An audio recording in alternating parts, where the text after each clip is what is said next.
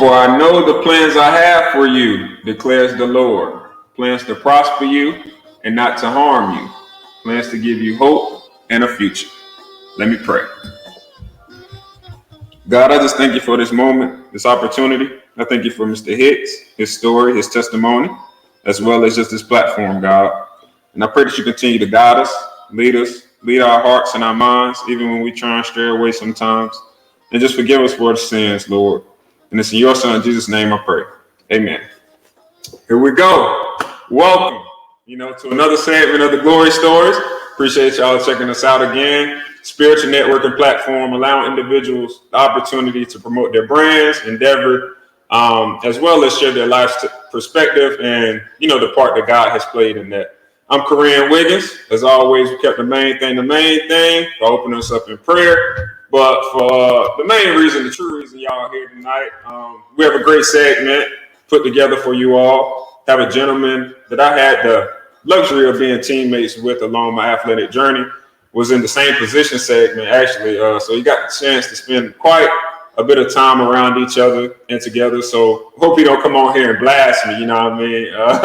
But great dude, man, always been a great spirit. I only was there for the stint together for maybe a couple months, but I instantly got the vibe that even though, I guess from a playing standpoint, he might not have been the starter or whatnot, but he had the motivation and the influence of a leader and the starter. So that was something I definitely took, keen to, and definitely looked at and was like, man, that's an admirable dude. You just know good people when you meet them.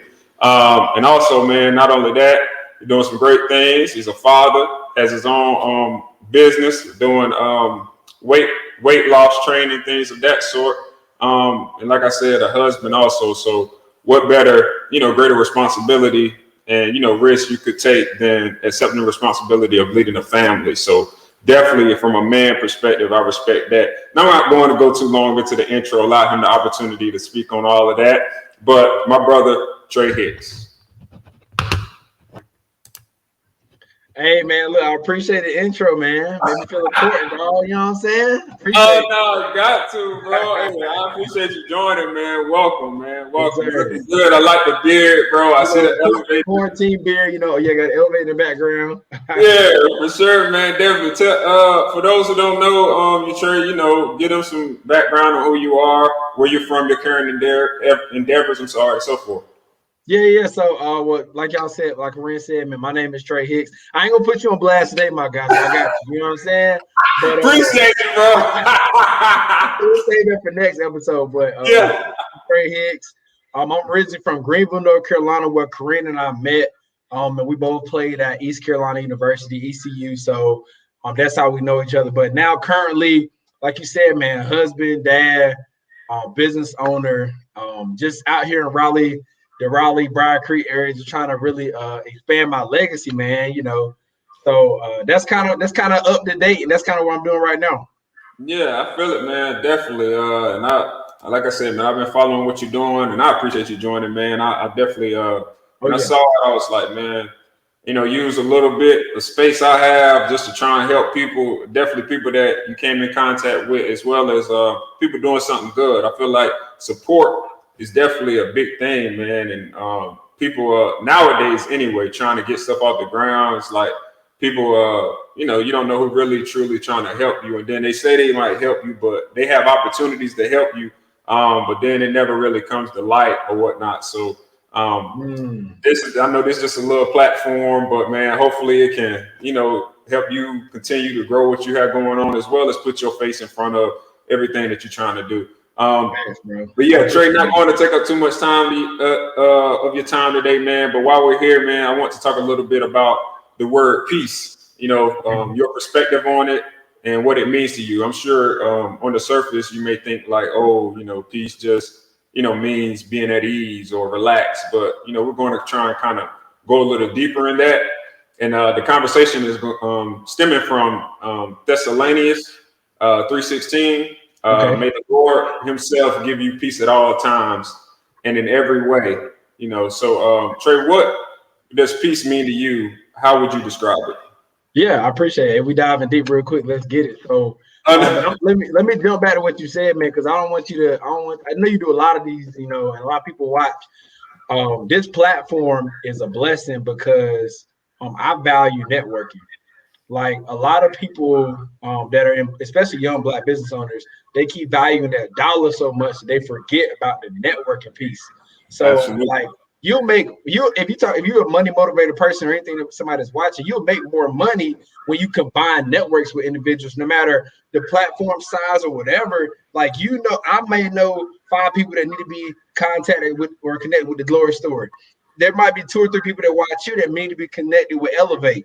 So those mergers and networks, and then they keep expanding from the connection. So I'm always blessed to be a part, dog. So I appreciate it. But Absolutely. you know what I'm saying? So, but to talk about peace, man, I really was thinking about this week because I had an off week this week. I was like, dang, this is an off week. I feel like a little bit unbalanced. I felt like I was a little bit off, my normal deal. And like I said, I wasn't really at 100% peace.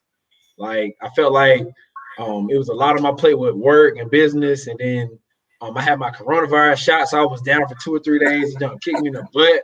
So now I'm behind on work. I got an attitude with Ashley because I'm a little irritable from the shot. So now everything's starting to pile up on me. I'm like, do I need it? So today, I got outside, man. I just got back, got active, did a little walk, had listened to a little gospel today, had to kind of center myself. So peace for me, man, it's just finding and identifying what it takes for you to center yourself, to get back to you. Not like and sometimes it may not take a whole bunch of kumbaya. Sometimes you might gotta put some X on the right. No, I'm playing, but sometimes you might have to, put on that gospel, put on some music and to your spot. And like what we should do back in the day, man, we come with the headphones, cleats, a field of grass, and I actually throw it in the locker room. I started playing that gospel in the locker room. I remember you. You tapped on to it. Yeah, you like that too. Yeah. You gotta get back to it, man. So yeah, that's that. Definitely, bro. Man, and I'll think about it like when you say like peace, or when you think from a dictionary definition, or you say like standpoint, it's like peace is to not be disturbed, right? Which is which is true, but this word kind of says the Lord of peace himself, which brings about a different kind of peace, I would think, that we honestly can't describe, because this peace says it gives you peace at all times. You know what I mean? And so no matter what the situation or circumstance is, good or bad, high or low, you still can have peace and ease, which I feel may really not, be about sometimes peace at all, for real. It kind of go twofold, because, more so, I would say more so finding contentment in every situation or wherever your feet are at that moment, at any moment, right? So, and I actually wrote about it this week, actually, about capturing contentment. I have like a Wiggins wisdom that I do kind of on Wednesdays. And I wrote about capturing contentment because I honestly feel that as long as we are striving, living to find and fulfill our purpose in life in general, we're never truly at peace, for real, because life is full of unknowns. It's like every day I wake up, I don't really know what's happening today. I don't know what's going to happen. I don't I go to the doctor, I feel a little, I think it's a little cold. He does a test. Oh, I actually have a tumor. You never really know the dynamic or whatever it is. And you thinking okay, stress is inevitable. You know what I mean? You can be stressed no matter what the circumstance is. And so it's I thought to myself, well, you really can't really be at peace if you're really living for real. You're really peace with God in the sense of finding the contentment that, okay, whatever the situation is, I can be content with it no matter the circumstance, and I can find joy and happiness in it, knowing that God will pull me through it. You know what I mean? That's my take on it. You can piggyback off that if you would like. Facts, and you going in, bro. Y'all hear this? Come on, let's go, bro. I think you said it best, a peace that goes deeper than understanding. You know what I'm saying? Like you got peace, like I said, I felt off, now I had to get back. But then you got that piece where, like you said, when stuff really hit the fan and you really going through, but you still got that feeling inside you, like, even though I may not feel good, like I know that it's still gonna be all right. Right. That's that piece like that, bro. Oh, I gotta relate it back to football. You remember them days where, like, man, your ankle might be hurt, your knee, shoulder might be hurt. For sure. He's like, man, this joint sucks. Like, but you go through the practice, you do well, you get back to the locker room, even like, like everything gonna be good. Like, I may not be feeling the best today, but I'm blessed to be in this space. I'm blessed to be here. Like, you start to look at your surroundings. So, bro, y'all look, glory story, man. Korrin coming with that fire. Y'all look, y'all better tap in. Nah, definitely, bro. And it's just like, you start really thinking about it, man. I think deep kind of into it, because it's like you hear so many people talk about, like, I want a peace of mind. And you're like, okay, yeah, in the moment, I understand that. You know what I'm saying? But it's like once you achieve that, or you say you grasp it, right? Are you truly at peace of mind? Because I say I'm frustrated at this moment, and okay, look, God, just bring me ease. You know what I mean? I just want to be able to relax, whatever the circumstance is. I just want to be able to be comfortable in it. But then, something else might come along, in a matter of minutes that you weren't prepared for.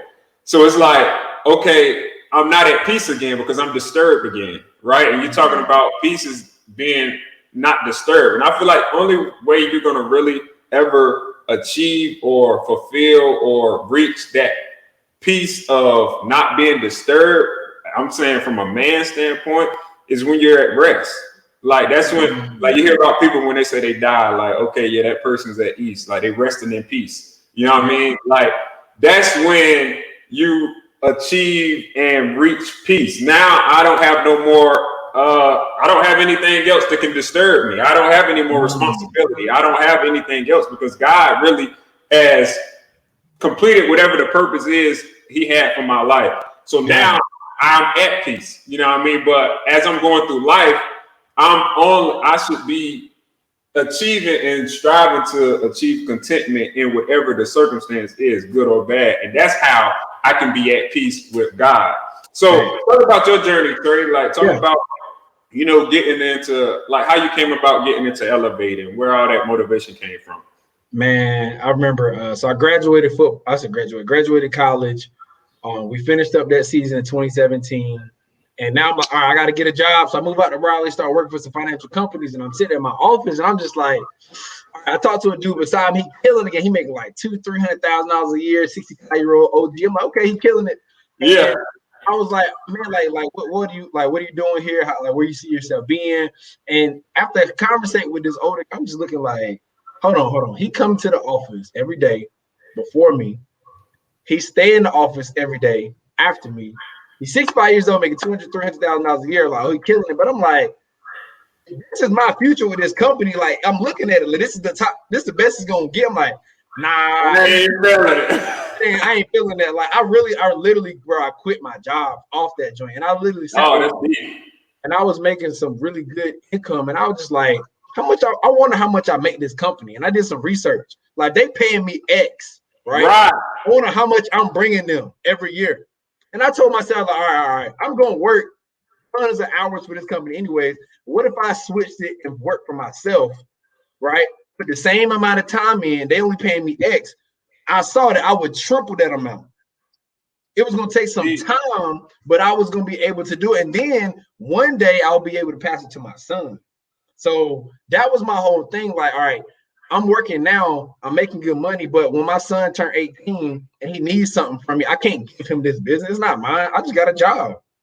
I want to be able to hand him the keys, like pass the baton and give him an entity, give him an asset, give him something that's creating revenue streams for him. So that was my whole big thing. So I quit my job, started Elevate. Now we do it started off as personalized group training sessions. At apartment complex gyms. I was just grinding, bro, doing whatever I had to do to train someone. But then I got blessed. 5 clients turned to 10, 20 turned to 30, 30 turned to 40. Bro, I ended up having 110 clients in a 6-month time frame, and we were able to save up enough cash on hand to open up a gym. So it it just was crazy. Like it was Godspeed. And the crazy thing is my gym was right beside the church, so that's blessings. But that's wild. In the pandemic, we had to shut everything down, right? We opened up in 2019 November, had to shut down in March, so we only had about 5 months of operating time at the gym. But God came through. We went from 110 clients to 0, but then He multiplied it again, bro. 0 clients now in the month of April when everybody canceled their gym membership. Like no money. Me and Ashley like literally at the crib, like I was gonna go work at Lowe's, Target, like just trying to find something, you know what I'm saying? And what happened was I got educated and I got blessed. And one of my mentors gave me some really good information. We end up having 1,000 transactions in the pandemic for the last year through clients and end up doing 120K of revenue for our business. And this came from 0, dog. Like it's just, and I'm not saying I'm rich or anything. I'm not trying to gloat. This is only because I was at the bottom. Like, when you trying to, bro, when you go from business, quit your job, business owner, then you gotta work at like a regular job, like your mind is all over the place. Like you said, that piece. But I knew that it was something greater that I was supposed to be doing and not stretching about. So, but yeah, you said was Elevate. So that's where we started. That's where we're at. And now with the pandemic and everything, people getting shots, masks, and all that type of stuff, we're about to open the gym back up in the next 30 days. So that's about to be super exciting too. Yeah, that's dope, man. Hey, I definitely feel all that, man. That's crazy. Like going from $0, like that's crazy. Opening it, quitting the job, taking a risk, not really knowing what the the reward gonna be. Then you get a little bit, you see a little fruit of the labor. Then it kind of taken away from you.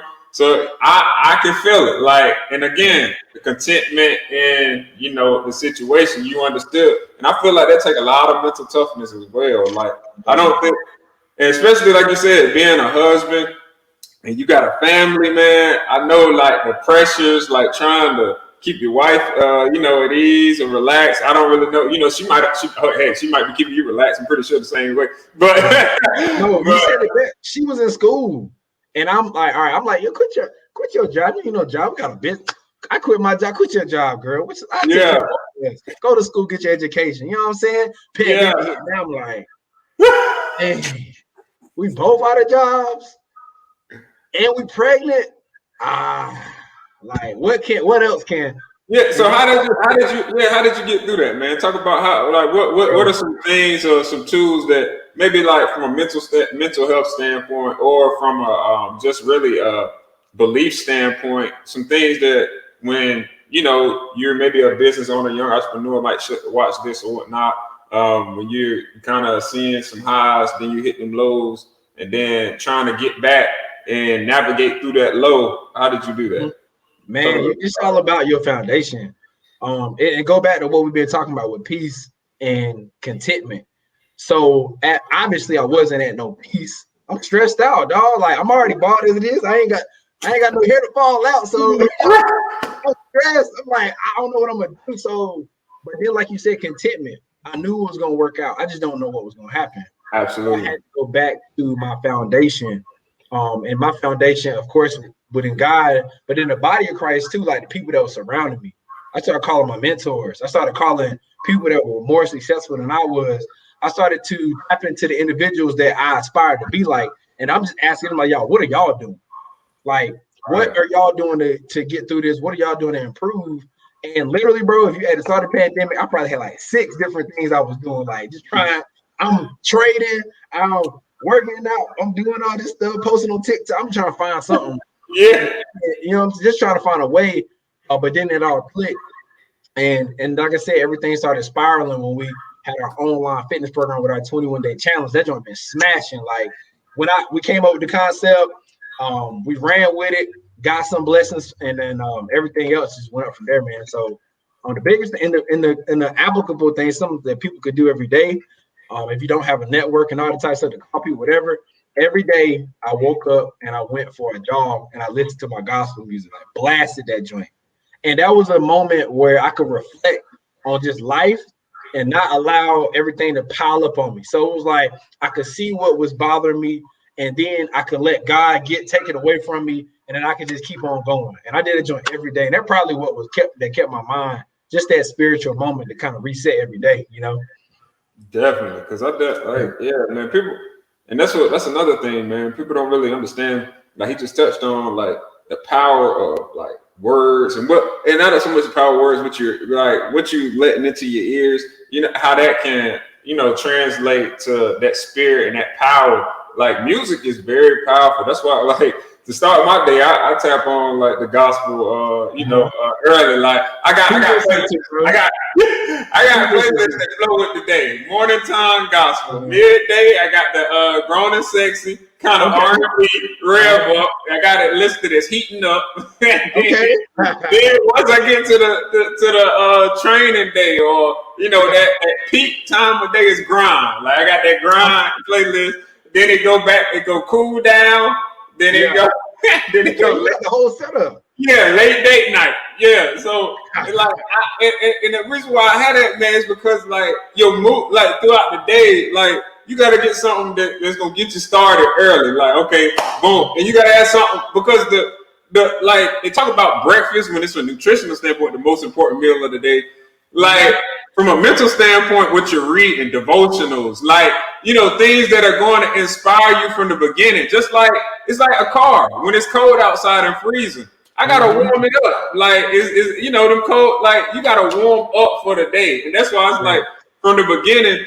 Like you can't negate that. Like what you listening to. Like how you starting your day off, because that's gonna really translate to how the day is gonna be really. And sometimes even when you start off with maybe some spiritual type music or whatever it is that gets you going. Some people got different routines. You say a jog, but whatever it is, that mentally prepares you. Okay, I'm gonna have a good day. So maybe if a hiccup happens along the way, it doesn't hurt you as bad. It doesn't have that effect as if it would if I started off slow. Now, oh man, it just it's a whole snowball effect. Like so, and man, that's why I'm like, people really got to understand like the power of what you listen to, or just what you feed in yourself from a mental, things you're taking in, letting people, pretty much your surroundings, the influence, the of influence is key. And I see like I'm gonna jump in. There's a difference between being hyped and being motivated, right? Like you said, bro. Like, all right, I gotta go back to football, bro. You going to camp? Oh my god, camp! Who did this to us? Terrible. I don't miss not one part of camp. None of it. Had camp, huh? Had it, bro. So going into camp, yo, if you listening to like, all right, the first 3 days you listening to whoever the rapper is at the time, whatever you listen to your coach, right? Whoever you listen to. That's not gonna take you through the whole camp. After day 3, bro, you're gonna need some substance. Like you're gonna need some stuff that's gonna really pick you up. Like you all hype and fired up. That's just it's gonna go by the wayside real quick. It's gonna fade. Bro, gospel in my ears all through camp, bro. The days I be in the bathroom, I be like, bro, like, how bad do I really want this? Like, bro, like, is it worth it? No, but like, but you had a gospel in your head, bro, and it kind of balance everything out. And for some people, that's reading the word. For some people, it's getting a devotional and watching the sermon. Right. For me, mine, like the fastest way for me to just like straight into it, that gospel music, like in your ears, is like a shot straight to the bloodline of Jesus. Like, boom, go ahead and get it in. You know what I'm saying? Because you heard, like, it's gonna take you a minute to kind of figure it out. Like, hey, they look in your head too. You trying to read, like, what's going? Right in your ear. Too much too early. So yeah, that's that, bro. Definitely, bro. Yeah, man. Since we're kind of talking about it, man, contentment in any situation and some unexpectancy, having some substance, to get you started or whatnot. How about we throw you into a little bit of a fire, with our get to know segment. I'm about to share the screen for you and see what you got for me. Let me see, right? Yeah, I got it for you coming up. Oh, I'm nervous now, y'all. Yeah, see, catching them off guard a little bit. I'm like, let me make sure. Let's see what he got. See if we can. Yeah, she loading. Look. Whatever it is, I feel like I'm about to get judged. So we're gonna find out what it is. Yeah, hold on. Here it comes. Should be in a minute. Y'all know how technology works. As soon as you want to go fast, that's when it started to Ain't that right? Ain't that the truth? you know what I'm saying? Can't live with it, can't live without it, man. Right. Here we go, coming through right now. All right, here we go, big chat. Let's get it. Actually, I'm gonna go share this one. Can you see that? Hold on. Yeah, I can see it. Just let me stop. Let me hold on right here. I want this one to come up. Let's see this one. Because it definitely, I ain't like how that was set up. I ain't like that one. Here we go. Right here. Here we go, right here, Trey. Get to know. Question number 1. If Trey were not working within his current occupation, what occupation would you be pursuing or working? You want me to answer that? Yeah. Oh, okay. All right.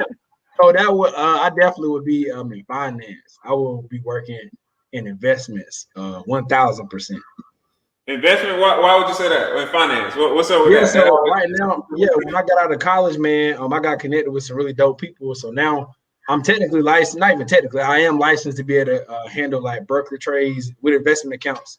Like at this very time. That joint going to expire in about 3 months, but because I quit, you got to renew it every year, and I am not working for nobody, so it'll be finance, bro. It'll be finance. That's dope. Okay, that sounds all right. That sounds. I mean, hey, you always gotta. I mean, what they say, follow the money. I guess in a sense, like if you know, I guess if you understand money, you can make money. So I mean, right. So yeah. So all right, number 2. What is Trey's favorite television shows or series? Oh man, shows it'll definitely be Hell's Kitchen, bro. Okay. Chef Randy watching Hell's Kitchen like all the time. You a cooker, bro? I love to cook, bro. Okay, I love to cook, bro. I ate any type of protein, man, and any type of grills, oven, stove top. I'm killing it. I'm killing it, bro. I didn't mean to cut you off because I was thinking. I heard you talk about Hell's Kitchen. You was gonna flow into some more too. No, I ain't want to cut you off. Go ahead. No, you good? Yeah. So Hell's Kitchen, and then my I like to watch about real estate. So I'm always on HGTV. Okay. HGTV, I love watching them. I love them fixing up houses and flipping them. I love that. That's what I watch all day. Right. Yeah, I'm more of a first 48 type dude. I like more. I sit there and remember. I got that from Pops, man. I definitely sit there and I like look up and investigate type stuff. I like investigate. Finding out what the truth is and how they respond. And definitely in these times now, man, how these police officers are reacting and responding to certain things.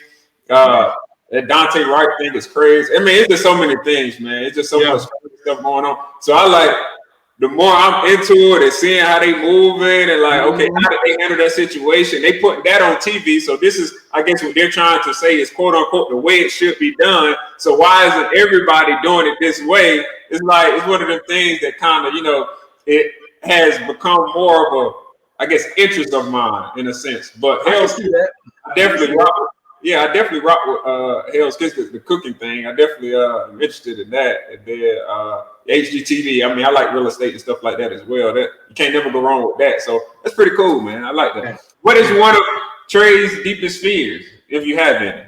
Roaches? Bro. I'll climb mountains. I'll climb demons. I'll do all that stuff, bro. But you put roach water bug in front of me, bro, it's a wrap. It's a wrap. You can cancel the show, bro. It's done. Like it's over, bro. I knock over everything. I gotta get up out of there. Peace. I'm out. No, roaches are nasty though. What have you ever found one like in your bed or something? What's the reason for the such the fear? I've always been kind of more nervous side about bugs, which I never understood, but I just never liked them. I had a bad experience. I was in my apartment back at ECU, and I got these clothes on the floor. I'm like cleaning up or whatever. I picked the joint up, bro, and it was like 3 dead, huge bugs laying on their back underneath my clothes. I almost lost it, bro. That's just a reflection of that. That's not where it started. That's just a terrible experience. My wife, she's like, big as you are, bro, you should be like it should be no thing, bro. Hey. Nah, I feel it. I don't rock with roaches either. I don't really rock with no type of like, I guess I wouldn't say insect, but I guess creature in the sense of like that crawls. Like I don't like because it makes my skin crawl. If it can crawl, it makes me feel like you instantly feel like you're tickled or you feel like something like your skin moving. So I definitely do it. Yeah. I can't do it. No, I feel it. Who was the most influential person in your life growing up? Or you can have, maybe multiple people. Yeah. So I had a community around me growing up. So that's why I was able to even do what I'm doing now, because I had people around me that was trying to continuously like pour into me. So like parenting, my dad like really invested like a lot of time to show me X, Y, Z. And my mom, of course, I gotta give love to mom for being able to provide for me, to give me the ability to do anything, right? But outside of my parents, mentors, man, I had one of my great mentors, a dude named Charles. He poured into me like every day, like once a day, twice a day, like spiritually, sending me scripture, like talking about the word, hours on end, and that literally developed me from the age of 7 all the way up to 18. And then also, I definitely have to say my dad's best friend, Uncle Charles. So I always tell this, like, as a dad now, this is something that I'm glad I got in my back pocket. Right. You gotta have an uncle or a best friend of yours that can say what you're saying, but in a different way to your son or your daughter. That's deep. Yeah. That's deep. It's called the uncle syndrome. Yeah, it's called the uncle syndrome. Like you don't hear from your parent. And sometimes you may need to hear that same thing from somebody different. So I'm already ready. Like my dad, when he tried to get to me, and I was like, I really wouldn't be hearing it. He'd drive me to my uncle's crib, drop me off, and pull off. My uncle said the same thing my dad said. I'm like, you got a good point. Right. Like, oh yeah, that's that, bro. No, that's true, because it definitely is like that. You said called the uncle syndrome, but it do it like you got to hear it from someone else sometimes, because you just feel like, all right, my parents, they know me, or they like, they're the ones that they know me since I was little, so they know everything about me, so they just saying whatever. But once you hear it from somebody else, it does kind of resonate with you a little more. Like, all right, that's right. Yeah, they know what they talk. Yeah, okay, I can see that. Yeah. Your perspective start changing. You like, well, I guess I am kind of like that. I guess they are kind of like that. I guess that is what happened. So I definitely, that's a good tip that you threw in there, man. So y'all definitely, if y'all parents, I'm gonna take that for myself. I'm gonna make that a note. Appreciate it, bro. Yeah, my dad does have like we call him Uncle Ren, but yeah, like close friend, that talk to us and stuff like that, and you can get that different perspective, and it definitely lets you think differently. Thanks. All right, last question, man. What change do you want to see in the world? Oh man, we gotta get these kids off the streets, dog. Man, we gotta get these kids off the streets. That's why we started a nonprofit with Operation Elevate Sports. So you saw me in the summertime with lockdown. He do a really good job of like pointing to the kids. So I saw Coach Keenan, so another like really dope community partner in Durham. And we said, look, we're gonna do our part with the sports and performance training.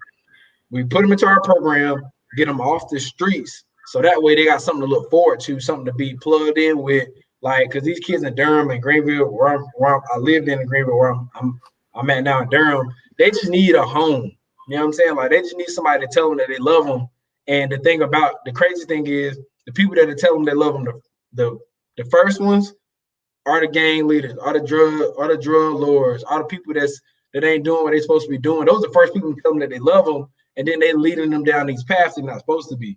So that's just what the change I want to see, man. We gotta get these young black and brown kids off the streets. No, that's deep. No, that's true, man, because it definitely is one of them things, man, like whoever touching people first, they kind of do have the power to have that influence, off the rip. Like kind of like, and it started at home when you're first born, how is that kid, or even sometime before birth. I don't know. I know that they say, talking to your son or whatever while they're in the womb or your wife, like they can they actually, you start developing that type of psychological power for them. Like they think you're saying certain things to them, certain words. It's like I don't know how much of a effect that has, but I have bro, it worked, bro. Seen research and heard people talk about the effect of it. So like the earlier you can get your hands on people and kids, and definitely the youth, that's the power of influence, and that is the phase where it's most needed. You know what I mean? Because they start going down the wrong path, and some people they're not in control, or kids aren't in control really of their circumstances anyway, right? They're just kind of the victim of a sense, depending on what it is of the parents or their guardians or whatever the case may be, things they can't control. So that is I commend that, man. I actually have aspirations to do things like that as well. So hey, look, you got a partner, man. Let's go. Lord, come talk to the kids, man. Bring and present what you do. We'd love to hear from you, because they need to see people like us they need to see people like us negate all the stuff that they've seen up to this point, to show them that people that look like them are successful. We got things that we aspire to do. We got dreams, like other than just being like on the corner. Like that's not gonna cut it. Other than driving like whatever type of car, like we really see like what life is about. Other than like rocking some like some random clothes, like that ain't gonna get you nowhere. Like being cool really ain't cool after you turn 17. Like that stuff that you thought was cool really is lame. And now those people are having those side effects from their actions that they had when they were 17 that's affecting them when they're 25. So but yeah, man, look, I'm passionate about this stuff, Korrin, bro. It's that's real, bro, because man, it's like I don't it definitely is like, Korrin, you alluded to, like it is lame, like, you know what I mean? Like it's people need to understand the influence and impact that they can have. Like your voice matters, like your story matters. It don't matter if you're I would say the richest person or most famous person or a celebrity. Like your purpose is your purpose, your position, your place is your place, but your voice, can mean something to someone else that's in the very same situation or that you are easily accessible to. So definitely, I would say it leads into, we have a final focus that we have before our guests leave, and it leads into that video of being a person that can make an impact. So let me share that for you as well.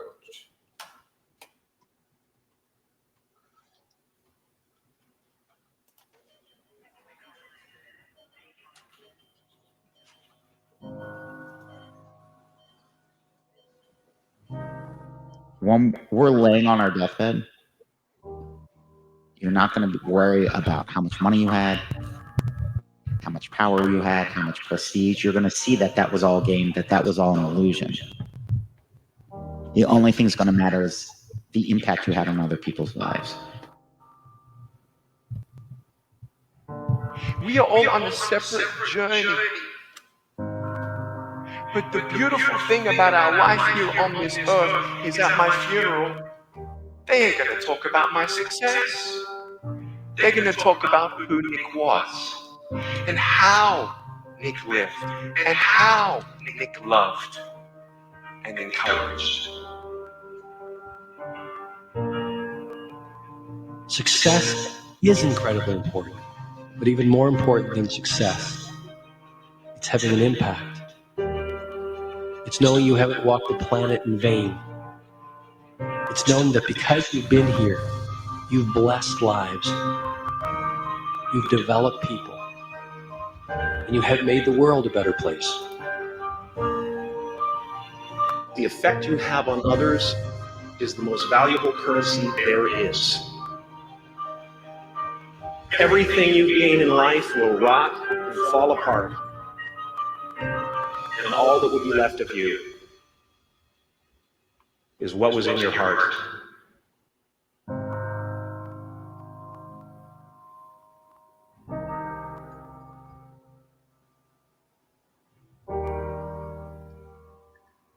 Life is a mirror, and life gives us not what we want, Life gives us who we are. When you were born, you cried while the world rejoiced. Live your life in such a way that when you die, the world cries while you rejoice.